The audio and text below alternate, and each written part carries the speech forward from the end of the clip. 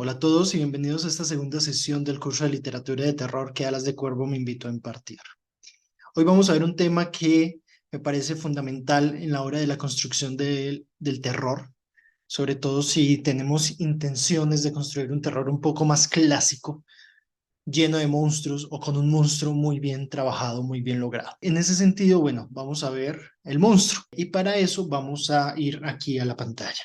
El monstruo lo define Noel Carroll como una criatura no contemplada por la ciencia moderna que viola el orden natural.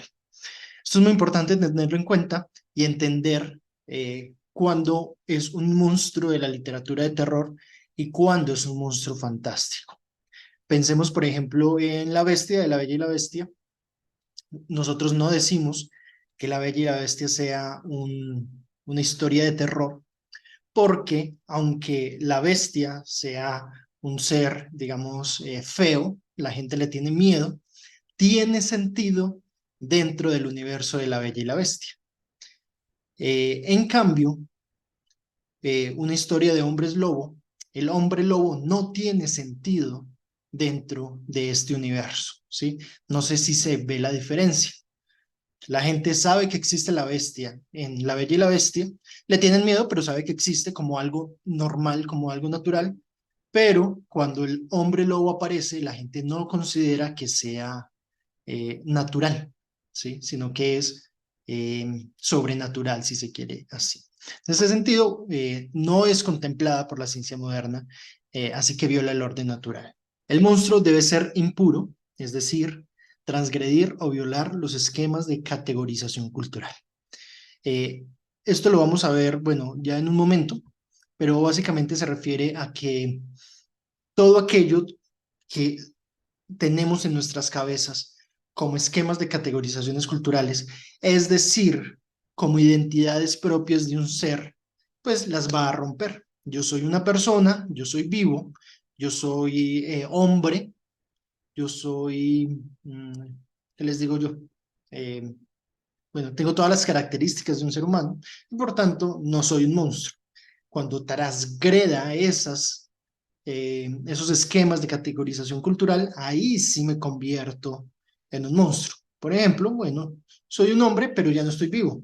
Estoy aquí dando digamos, este curso, pero sin estar vivo. Eso ya es una monstruosidad en sí misma. Entonces, Noel Carroll nos va a mostrar varias formas de construir un monstruo. Y algo muy importante, antes de pasar a eso, es que debe provocar repulsión, no miedo, que el miedo es muy diferente a la repulsión. Un león nos produce miedo y está bien, pero no por eso lo consideramos un monstruo. Drácula sí nos produce repulsión, justamente porque, bueno, incluye todo esto que es el miedo, pero también ese temor hacia lo desconocido, ese querer alejarme, querer no saber del monstruo. Es importante también que produzca repulsión. Les decía entonces que Noel Carroll piensa que hay varias formas de construir un monstruo. Una de ellas es a través de la fusión. La fusión es cuando se transgreden distinciones categoriales. ¿Qué es esto? ¿Qué es esto tan loco que estoy diciendo? Por ejemplo, cuando se fusionan dos categorías que son contrarias. Aquí tengo algunas. Dentro, fuera, vivo, muerto, insecto, humano, animado, inanimado, y que se condensan en un espacio temporal. Aquí hay varios ejemplos. Los zombies. ¿Por qué un zombie es un monstruo? Bueno, porque el zombie está vivo y muerto al mismo tiempo. ¿Sí? Vean que ahí se está combinando dos categorías culturales contradictorias, vivo y muerto. Zombie es un ser que sabemos que está muerto, pero al mismo tiempo está vivo. Entonces ahí como que la razón explota y dice, esto es monstruoso. Lo mismo pasa con, aquí vamos a este lado, con Drácula. Drácula es la combinación de un insecto y un humano. Frankenstein, también muy similar al zombie, es la combinación entre vivo y muerto. O una casa embrujada, para no irnos con monstruos tan específicos. Una casa embrujada es, digamos, la combinación entre lo animado y lo inanimado. Una casa es inanimada completamente, pero en el sentido de que empiece a mover las paredes, las puertas, las ventanas se abren y se cierran, etcétera, pues entonces ya le estamos dando otra categoría, que es la categoría de animado. Entonces, ¿cómo es posible que algo inanimado sea animado al mismo tiempo? Ahí está la monstruosidad. Esto a través de la fusión. Hay otra y que es a través de la fisión, en la que las categorías contradictorias están distribuidas en entes diferentes, aunque metafísicamente relacionados. La diferencia con la fusión es que ambas categorías se contienen en el ser al mismo tiempo. La casa embrujada es animada e inanimada al mismo tiempo. Drácula es insecto y humano al mismo tiempo. Pero en la fisión, un ente puede ser un momento una cosa y otro momento otra cosa. Creo que el ejemplo más claro es el hombre lobo. El hombre lobo es en algunos momentos hombre y en otros momentos lobo. En este sentido puede haber dos tipos de fisión. La fisión temporal, en la que se divide el cuerpo en dos entidades distribuidas en el tiempo. En ejemplos de la literatura, Dr. Jekyll y Mr. Hyde de Stevenson, algunas veces el ser es Dr. Jekyll, un hombre respetuoso, científico, muy correcto, y en otros momentos es Mr. Hyde, todo lo opuesto, la parte oscura del Dr. Jekyll. Pero vean que en ningún momento Dr. Jekyll y Mr. Hyde son el mismo al mismo tiempo. En algunos momentos es Dr. Jekyll y en otros momentos es Mr. Hyde. O la fisión espacial, es la otra forma de fisión en la que se distribuye el ente en el espacio a través de doppelgangers o gemelos malvados. Dostoyevsky tiene un libro que se llama El Doble, donde esto funciona perfectamente.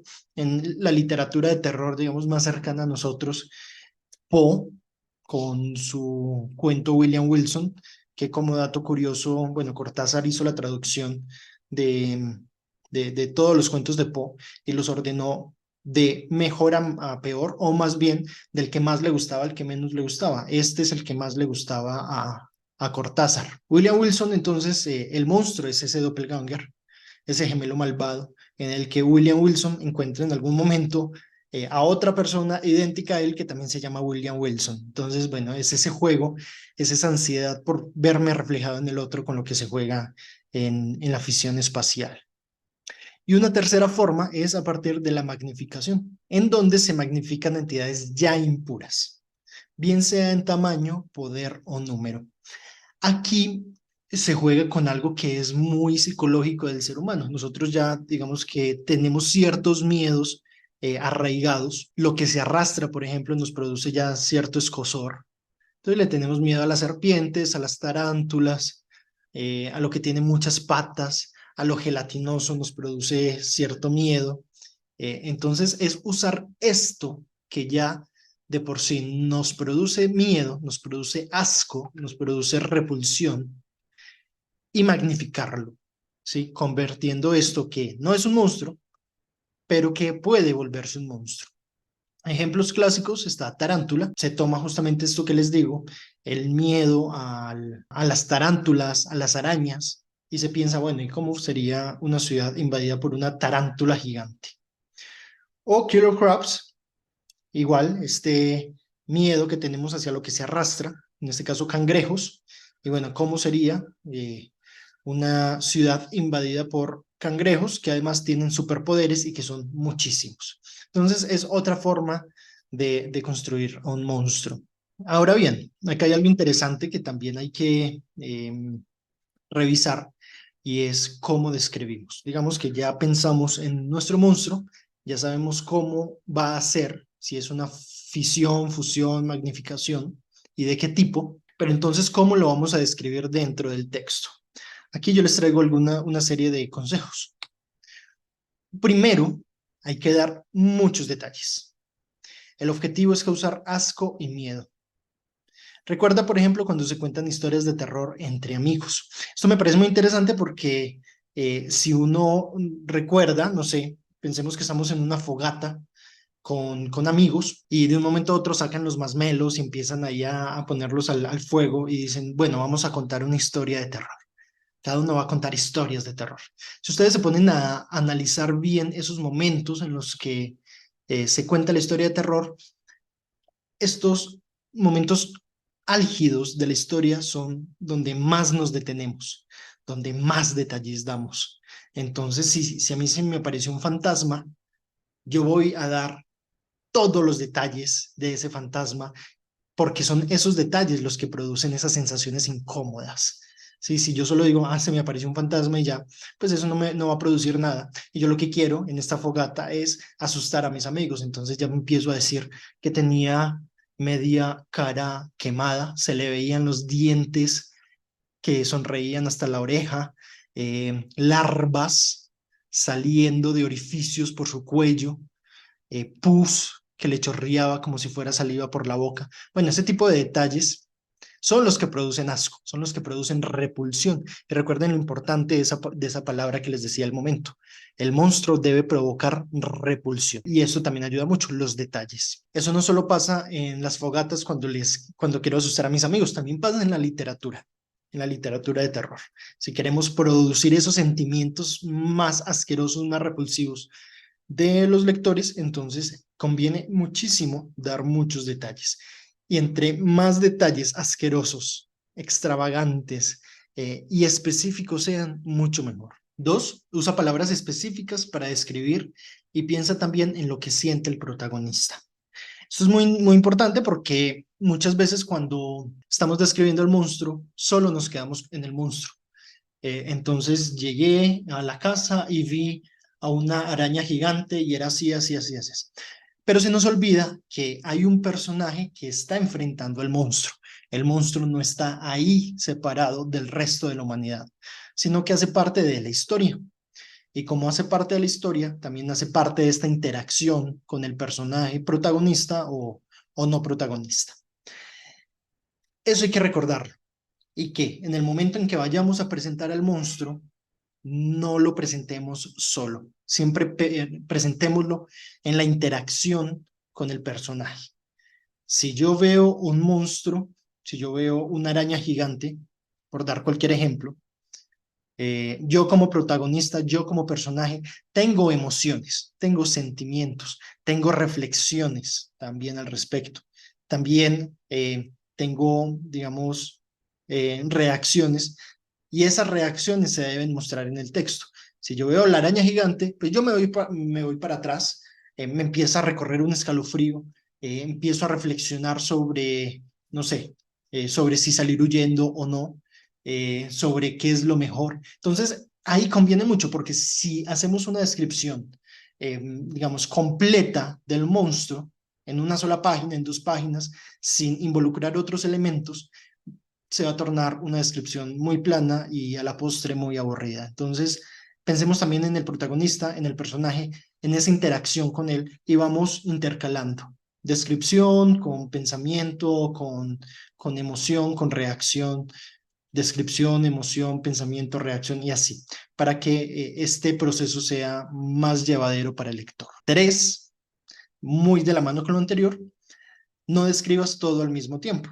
Esto para algunas historias en específico, sobre todo aquellas historias en las que el monstruo aparece hasta el final.